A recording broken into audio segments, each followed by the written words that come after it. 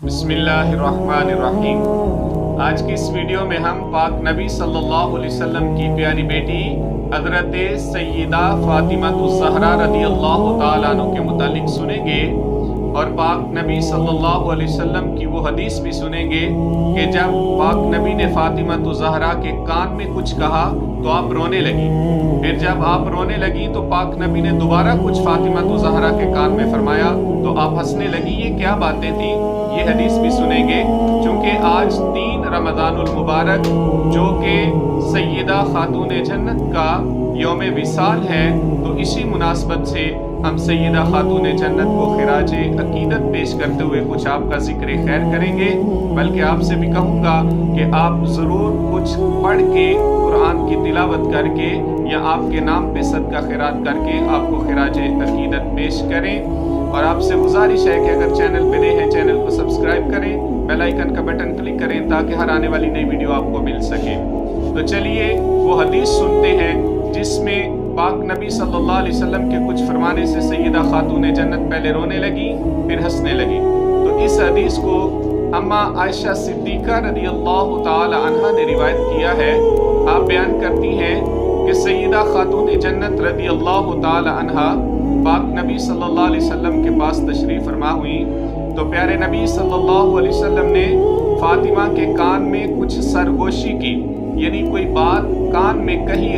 تو سیدہ خاتون جنت رضی اللہ تعالی عنہا آپ رونے لگی۔ تو جب پاک نبی صلی اللہ علیہ وسلم نے آپ کی حالت دیکھی کہ خاتون جنت رو رہی ہیں، تو پاک نبی صلی اللہ علیہ وسلم نے دوبارہ سیدہ فاطمہ کے کان میں کچھ کہا تو سیدہ فاطمہ پھر ہنسنے لگی۔ اما عائشہ بیان کرتی ہیں کہ میں حیران ہوئی کہ یہ کیا معاملہ ہے۔ جب پاک نبی صلی اللہ علیہ وسلم اٹھ گئے تو میں نے فاطمہ سے پوچھا، فاطمہ کیا بات ہوئی؟ جب کچھ پہلے کان میں کہا تو آپ رونے لگی، دوبارہ کچھ کان میں کہا تو آپ ہنسنے لگی۔ تو سیدہ خاتون جنت نے فرمایا کہ میں اپنے ابا کا راز نہیں بتاؤں گی۔ اما عائشہ بیان کرتی ہیں کہ وقت گزرتا رہا، پاک نبی صلی اللہ علیہ وسلم جب اس دنیا سے پردہ فرما گئے تو میں نے خاتون جنت سے کہا کہ میرا جو آپ پہ حق ہے میں اس کی قسم دے کے پوچھتی ہوں، بتائیے اس دن کیا بات ہوئی تھی۔ تو سیدہ خاتون جنت نے بتایا کہ میرے ابا جان نے پہلے مجھے کان میں فرمایا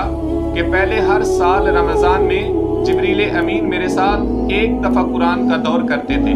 اس مرتبہ رمضان میں انہوں نے 2 مرتبہ میرے ساتھ قرآن کا دور کیا ہے، تو مجھے لگتا ہے کہ میرا وقت اب قریب آ گیا ہے، لہذا تم صبر کرنا اور خوف خدا پہ ڈٹے رہنا۔ تو آپ فرماتی ہیں کہ میں رونے لگ پڑی۔ تو جب آپ نے میری یہ حالت دیکھی تو آپ نے دوبارہ کان میں فرمایا، کیا تم اس بات پہ راضی نہیں کہ تم تمام جنتیوں کی بیویوں کی سردار ہو؟ تو سیدہ فاطمہ فرماتی ہیں پھر میں ہنسنے لگی۔ تو سیدہ خاتون جنت رضی اللہ تعالی عنہا وہ پاک بی بی ہیں کہ جو تمام جنتی عورتوں کی سردار ہیں، اور انہیں یہ اعزاز حاصل ہے کہ آپ کی ہی اولاد حسنین کریمین یعنی امام حسن رضی اللہ تعالی عنہ اور امام حسین رضی اللہ تعالی عنہ،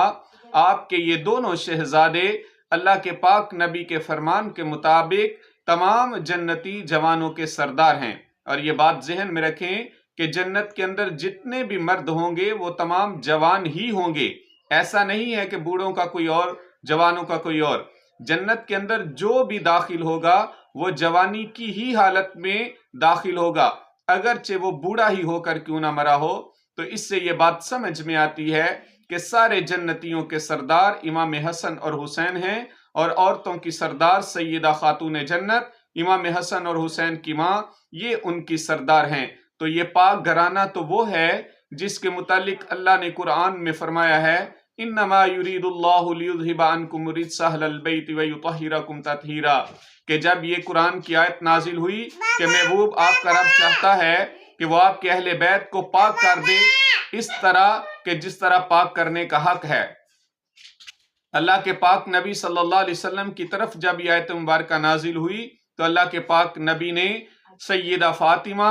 حضرت سیدنا علی المرتضیٰ اور امام حسن حسین کو اپنے ساتھ لیا اور چادر مبارک اوپر اڑا کے عرض کی کہ اے میرے مالک، اے میرے رب، یہ میرے اہل خانہ ہیں اور انہیں پاک فرما دے۔ تو اللہ پاک نے تو ان کی پاکیزگی کا اعلان قرآن میں فرمایا ہوا ہے، لہذا ہمیشہ کوشش کریں پاک نبی کی اہل بیت کے متعلق کوئی بھی ایسے کلمات ادا نہ کریں جس میں توہین کا شائبہ بھی ہو، کیونکہ یہ وہ پاک ہستیاں ہیں کہ اللہ اور اللہ کے رسول کی رضا ان کے راضی ہونے میں ہے۔ اللہ پاک ہم سب کو اہل بیت سے محبت رکھنے، ان کا ادب و احترام کرنے کی سعادت نصیب فرمائے۔